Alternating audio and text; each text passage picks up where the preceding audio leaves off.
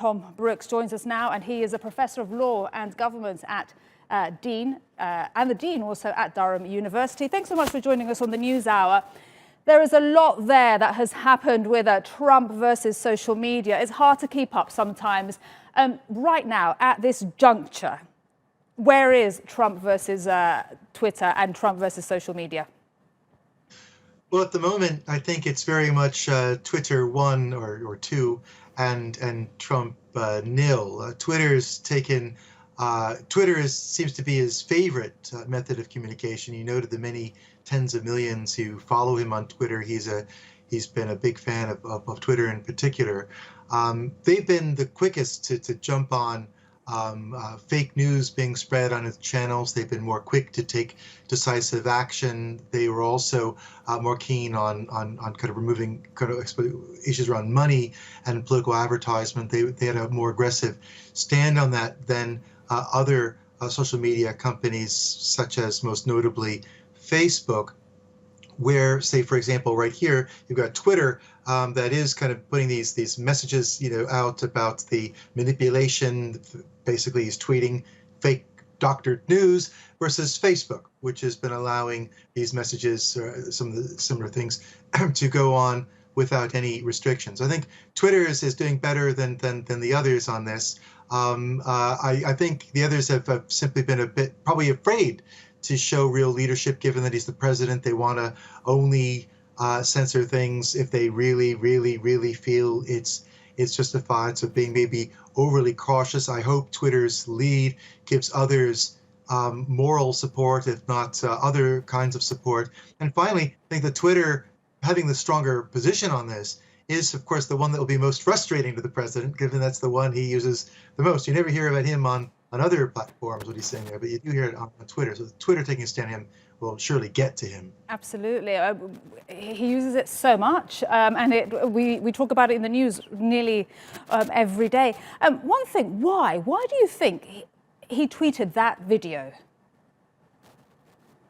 Well, he regularly describes the media as presenting false visions of reality. A lot of his followers believe it, and so now that he's got them all believing that what they normally hear and see from the media is a lie, especially targeting that particular company with headquarters in Atlanta, Georgia, doctoring something, saying it comes from that other broadcaster will feed into that frame. I mean, he seems to have, the worry he's getting his followers worried about isn't true to begin with.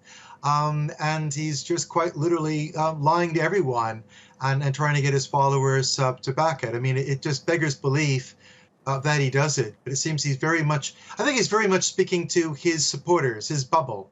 He's all about 100%. He knows he doesn't have a majority of Americans behind him. He's behind in the polls. He's always been behind in the polls.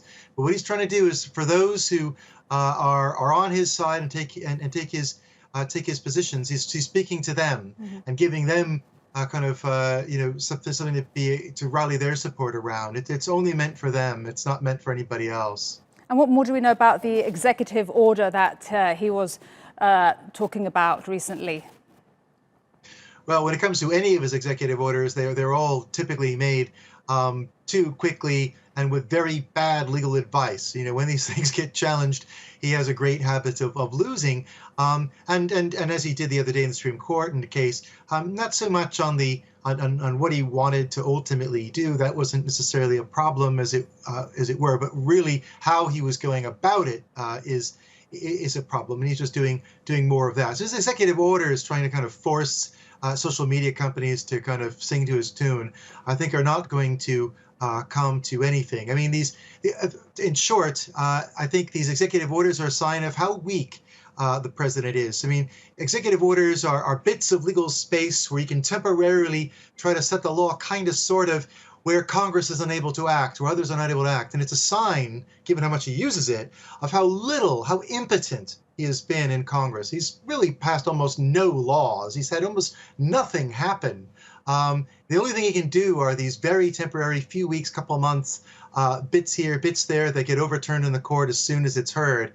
Things that are basically just red meat to his followers, showing I am acting on your behalf, even if it's illegal, even if I don't have any justified grounds to do this, I'm going to try it anyway, and doesn't seem to kind of have much regard for what a majority of Americans think, because of course a lot of people in America do not vote. It's not mandatory that people vote, and he's just playing to his hardcore of supporters. He's making sure that they know he's on their side. Okay. Tom Brooks, thank you very much indeed for your analysis and your time. We really appreciate it on the NewsHour. Thank you.